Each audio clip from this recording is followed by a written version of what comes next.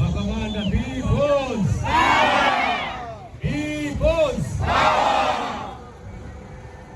Nisimama kama mwenyekiti hapa, ni jimbo la Kibamba. Hii ni kata ya Usijani na tunao viongozi wa tawi hili. Naomba msogee karibu hapa, mwenyekiti wa tawi,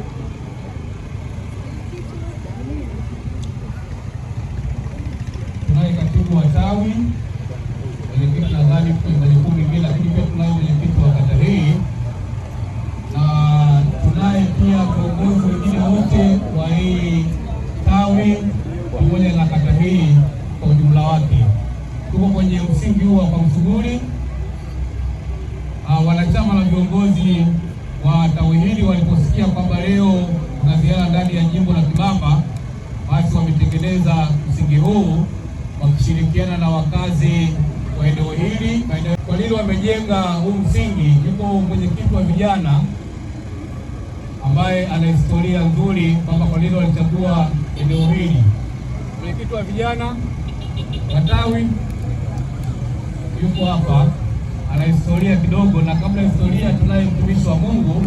Tupate kwanza sala ya ufunguzi kwa sababu ziara yetu tumeanzia hapa, nadhani itakuwa ni vyema tunaye mtumishi wa Mungu karibu kwa ajili ya kuweza kupata sala na dua. Lakini huwa Mungu anayelipiza kisasi anajua kulipiza kisasi. Ndio maana Biblia inasema kwa kila jambo kuna majira yake na wakati kwa kila kusudi chini ya mbingu. Wakati huu tuko hapa, funika macho tuone. Mungu, tunakushukuru kipekee kwa sababu ya neema hii jioni ya leo. Mwezi huu umekuwa mwezi wa mianzo mipya. Ndani ya huu mwezi tumeshuhudia kufunguliwa kwa chama kufanya shughuli zake za chama, na hii inaonyesha ambavyo Mungu umekusudia kuleta jambo jipya kwa wakati mpya. Na sasa kwa wale wote waliomwaga damu zao wakauawa sivyo sawa kabla ya wakati wake, wewe ndiyo hakimu wa haki. Kwa kuwa wewe ni hakimu wa haki, kazi yetu ni kukushukuru wewe na kuwaweka mikononi mwako viongozi wanaoongoza jahazi hili. Katika jina la Yesu aliye hai, hata haya yanayoendelea hapa, mkono wako wa kuume uendelee. Katika jina la Yesu aliye hai, niko na John Heche, makamu mwenyekiti wa taifa, ambaye mkono wako uko juu yake kumlinda akiwa nje, japo wakati fulani naye aliwekwa ndani. Hata hivyo mkono wako haujapungua juu yake. Nakushukuru kwa sababu kila kinachokwenda kuendelea hapa kiko mikononi mwako na kwa utukufu wako, katika jina la Yesu, amina. Pia nikushukuru sana mwenyekiti wa eneo ambayo nilikuwa ambayo wanapokea maiti. Hatukupata nafasi ya kuweza kujua mahali walipo, lakini tunawafahamu. Yupo kaka anaitwa John, kwa maana John Lambo. Huyu kijana alikuwa ni mwanachama na ni mwanaharakati mwenzetu maeneo haya, lakini alipigwa risasi akiwa nyumbani kwake, kitu ambacho kilitumiza sana. Na mwingine anaitwa Derek, naye alipigwa risasi maeneo haya akiwa anafanya biashara zake maeneo ya kwenye magenge hapo ya kuuza vyakula, na mwili wake ulikaa karibu almost siku 2-3 bila kuchukuliwa. Ndipo baadaye, kwa sababu maeneo haya yalikuwa na hofu kubwa sana, watu wengi walikuwa wamejifungia tu ndani. Kwa hiyo ukisikia maiti imetupwa, maana yake ni kwamba aidha unaweza kujikuta barabarani ama nyumbani kwa mtu. Kwa hiyo hicho kitu pia kilitumiza sana mheshimiwa makamu mwenyekiti wa chama taifa. Wengine ni pamoja na tulikuwepo na mheshimiwa Mshewa, naye japokuwa kwamba taarifa zake siko nazo mpaka sasa hivi, ni kwamba lakini alikimbia kutokana na madhila hayo. Alikuwa akifuatiliwa na watu, na mimi nimekuwa nikitahidi kuhakikisha kwamba anapata usalama wa mke wake pamoja na mali zake. Nilikuwa nikishirikiana na uongozi wa kamati ya hamasa kwa lengo la kuhakikisha kwamba mke wake anaishi mazingira safi na salama. Tulikuwepo na viongozi wa hamasa ikiwemo Deo, wengi tunamtambua kamanda wetu wa chama, naye mpaka sasa hivi hatuko naye, tujue kwamba hali alipo. Hayo ndio mambo machache ambayo Mheshimiwa Makamu Mwenyekiti nakuachia maeneo haya na viunga hivi kwa Msuguri. Ni kwa ajili ya kuwakumbuka wale ambao walipigwa risasi tarehe 29 ambao wapo miili yao iliyopatikana na wakazika, lakini wengi wao miili yao haikupatikana mpaka leo hii. Basi karibu katibu wetu wa kanda yetu kwa ajili ya kukaribisha makamu mwenyekiti ili sasa aende moja kwa moja kwenye kuongea kwa machache na wakazi wa eneo hili pamoja na wanachama na viongozi mbalimbali waliopo eneo hili.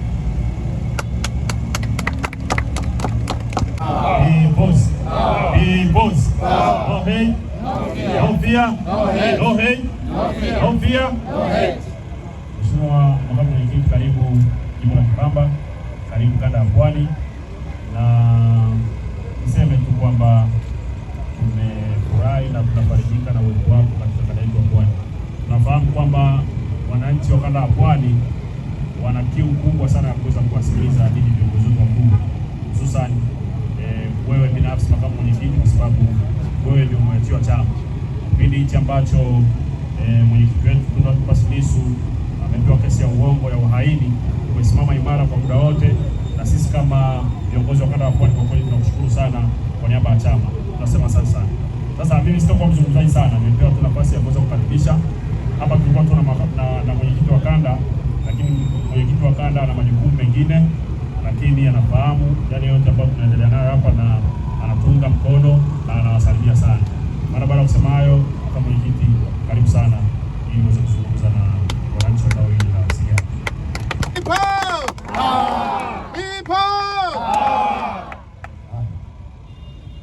People's power. People's power. Ndugu zangu wananchi, wakazi wa Kibamba, wananchi wa Msigari, si hapa panaitwa Msigari, si ndio? Tumefurahi kusimama hapa ili tuwasalimie na kuzindua msingi huu wa chama. Chama ni wanachama, na kwa wale watu wote wanaofikiri na wanaoamini jambo ambalo ni kweli kwamba chini ya utawala huu wa hovyo wa CCM nchi yetu inaenda shimoni. Kwa wale watu wanaoamini na ambao wanajua kwamba ni kweli kwamba nchi yetu hii imejaliwa sana na Mwenyezi Mungu, lakini watu wake ni maskini miaka 65 baada ya uhuru. Hakuna jambo moja ambalo CCM wamefanya na kutimiza kwa usahihi. Sio kwenye barabara, sio kwenye maji, sio kwenye umeme, sio kwenye ajira, sio kwenye uchumi, sio kwenye maisha ya watu, sio hospitalini. Kila sehemu ni matatizo. Uongo kweli? Na kwa sababu hiyo sisi wote kama Watanzania tuna sababu za pamoja za kuunganisha nguvu zetu, tuondoe watu hawa, watu ambao hawana nidhamu na uongozi, hawatokani na kura zenu, hawawezi kuwaheshimu nyinyi. Huyu mama ambaye amejiweka madarakani kwa nguvu ya mtutu wa bunduki, kwa kuua watu wengi, hajachaguliwa na wananchi, hawezi kufikiria kuhusu nyie, anafikiria kuhusu yeye na wale wachache waliomweka madarakani kwa kuua Watanzania wengi. Sisi wengine tumekataa kupiga magoti mbele yake. Tunachohitaji ni nyie mtuunge mkono. Na chama ambacho kitakomesha hayo mambo ni Chadema, chama ambacho kitarudisha mamlaka kwenu wananchi, chama ambacho kitakwenda kutumia dhahabu zetu kubadilisha maisha yenu, kufanya mwishi vizuri, mtembee kwenye barabara nzuri, muwe na nyumba mnazostahili kuishi, watoto wenu wasomeshwe vizuri, wapate ajira. Chama kinachoweza kufanya hivyo ni Chadema. Ukisoma katiba yetu hii hapa, ukisoma madhumuni ya uanzishwaji wa chama chetu, kuna madhumuni ya kisiasa ambayo ukisoma namba 1 ni kuhakikisha kuwa chama chetu kinashinda chaguzi kiserikali kwa kushika dola kwa njia za kidemokrasia ili kuleta maendeleo endelevu. Hilo ni dhumuni mojawapo la muhimu, kuhakikisha kwamba chama hiki kinashinda dola kwa njia ya kidemokrasia kwa kura yako wewe mwananchi, ili kuleta maendeleo endelevu. Sasa ukishazungumza kuhusu madhumuni ya kisiasa, kuna kitu kinaitwa madhumuni ya kiuchumi. Chama chetu kinazungumza vipi kuhusu uchumi wako? Huungi Chadema mkono kama fashion. Hiki sio kikundi cha ngoma, sio timu ya mpira ya kukufurahisha. Unapounga chama mkono, unakiunga ili kifanye shughuli fulani kwa ajili yako. Chama chetu kinasema vipi kuhusu uchumi wako? Kwamba kukuza na kuimarisha uchumi wa nchi kwa kutumia rasilimali zetu. Sisi ni nchi pekee duniani yenye madini yanaitwa Tanzania. Kwa kutumia madini yetu yanayoitwa Tanzania, sisi ni nchi ya 3 kwa kuwa na dhahabu nyingi duniani. Kwa kutumia madini yetu yanayoitwa dhahabu, sisi ni nchi ambayo tuna gesi futi za ujazo trilioni 54.5, nchi ya 3 Afrika kwa kuwa na gesi nyingi. Kwa kuhakikisha kwamba madini yetu gesi yanatumika, wewe uwe na gesi nyumbani kwako, sio kwenda kununua mtungi wa gesi. Una shilingi 500 unanunua kama ruku unavyonunua gesi ya kupikia. Una shilingi 1000 unanunua gesi ya kupikia, kwa sababu gesi ipo. Tutajenga mabomba yatakayoleta gesi kwenye nyumba za watu na kuwapa majiko yanayoweza kutumia gesi hizo, kwa sababu Mungu ametupa rasilimali. Sisi ni nchi ambayo ina chuma, ina makaa ya mawe, ina almasi, ina maji, ina ardhi futi kilomita 945. Ukichukua Kenya, Uganda, Rwanda, Burundi, ukiziunganisha kwa pamoja zina kilomita za mraba 890. Sisi peke yetu 945. Haitu hizo nchi 3 ukiziunganisha hazikufikii. Kwa nini watu wetu wanalala njaa katikati ya utajiri? Bob Marley kwenye wimbo wake wa Rat Race, mbio za panya, anasema in abundance of water a fool is thirsty. Katikati ya wingi wa maji mjinga na kuwa na kiu. Ndiyo Tanzania hii, katikati ya utajiri watu wetu ni maskini. Kwa nini? Kwa sababu hakuna uongozi. Chama chetu kinasema kwenye madhumuni ya kiuchumi kwamba kitabadilisha maisha yako, kitakupa elimu. Ndege unazoona zinaruka huko angani zimetengenezwa na mtoto aliyezaliwa na mwanamke kama wewe, lakini aliyepatiwa elimu nzuri. Kumbe basi wewe mama wa hapa Msigani unaweza kuzaa mtoto akipewa elimu nzuri na serikali, akawa ndio mvumbuzi wa dawa ya ukimwi, na akaja kukujengea wewe nyumba nzuri ukaishi kule. Inawezekana kama tuna elimu na tunaishi na elimu. Hayo ndio madhumuni ya uanzishwaji wa chama chetu. Tumekuja kuwaomba mtuunge mkono, na namna ya kuunga chama hiki mkono ni kujiunga na chama.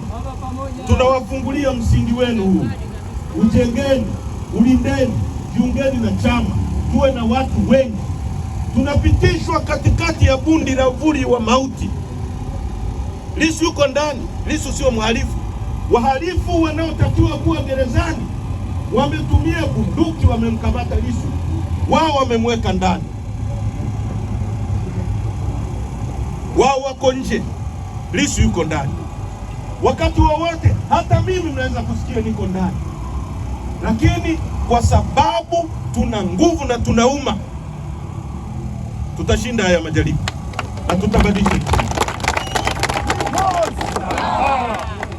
tusiwe waoga, tusimame imara, kwa sababu tunachofanya hatuvunji sheria, tunafanya jambo la kweli.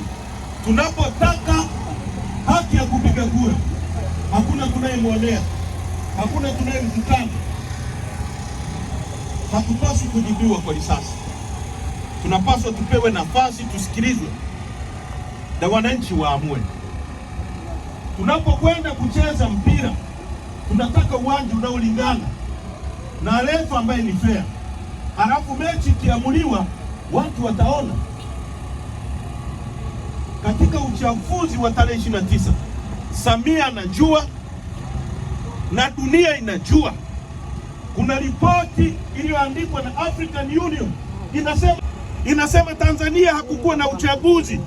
Uongo ukweli? Kuna ripoti iliyoandikwa na Thabo Mbeki Foundation inasema Tanzania hakukuwa na uchaguzi. Uongo ukweli? Nani aliyemchagua Samia? Nani aliyepiga kura nchini? Wamejiweka wenyewe, wameunda tume, na sisi tulisema mapema kwamba hii tume ni dekio la kusafisha uchafu wa watu walioua watu na kujaribu kuintimidate na kutishia watu. Juzi imesoma ripoti bila aibu, majaji wa mahakama ya rufani, wengine wamekuwa majaji wakuu, wanasema watu wanaotekwa nchi.